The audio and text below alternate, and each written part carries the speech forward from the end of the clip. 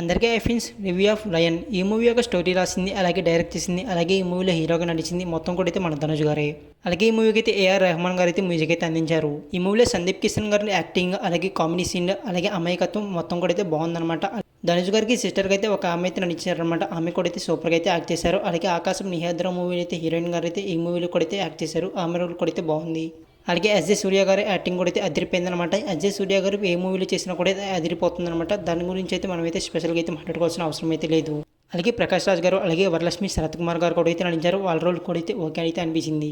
Movie యొక్క story ఏంటంటే, మన రాయన్ అయితే ఫాస్ట్ ఫుడ్ అయితే నడుపుకుంటూ అయితే ఉంటారు. అయితే ఒక సిచ్యువేషన్ వల్ల అయితే విలన్స్ చేతుల్లో అయితే పడతారు. అయితే ఆ విలన్స్ నుంచి ఏ విధంగా అయితే కాపాడుకుంటారు తన ఫ్యామిలీని, అలాగే ఏ విధంగా అయితే ఆ ప్రాబ్లం నుంచి ఏ విధంగా బయటకు పడతారు అనేది మూవీ యొక్క స్టోరీ. అయితే ఫస్ట్ హాఫ్ అయితే అదిరిపోయిందనమాట. ముఖ్యంగా అయితే ఇంటర్వెల్ సీన్ అనమాట. అసలు అదిరిపోయిందనమాట ఇంటర్వెల్ సీన్ అయితే.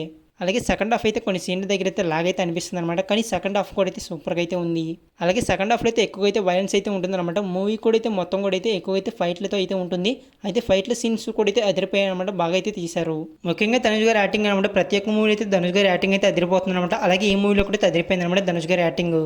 అలాగే రెహమాన్ గారి మ్యూజిక్ అనమాట సూపర్గా అయితే ఉందన్నమాట. బీజం అయితే అదిరిపోయింది అనమాట. ఏఆర్ రెహమాన్ గారు ఏ మూవీలో బీజం ఇచ్చినా సరే అదిరిపోతుంది అనమాట. ఈ మూవీలో కూడా అయితే అదిరిపోయింది.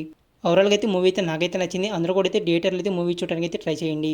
ఈ మూవీకి నేను ఇచ్చే రేటింగ్ 2.8/5. ఆల్రెడీ మూవీ మీరు కూడా అయితే చూస్తుంటే మీకు ఏ విధంగా అనిపిస్తుంది అనేది కిందది కామెంట్ చేయండి. అలాగే వీడియోకి అయితే లైక్ చేసి మన ఛానల్ అయితే సబ్స్క్రైబ్ చేసుకోండి.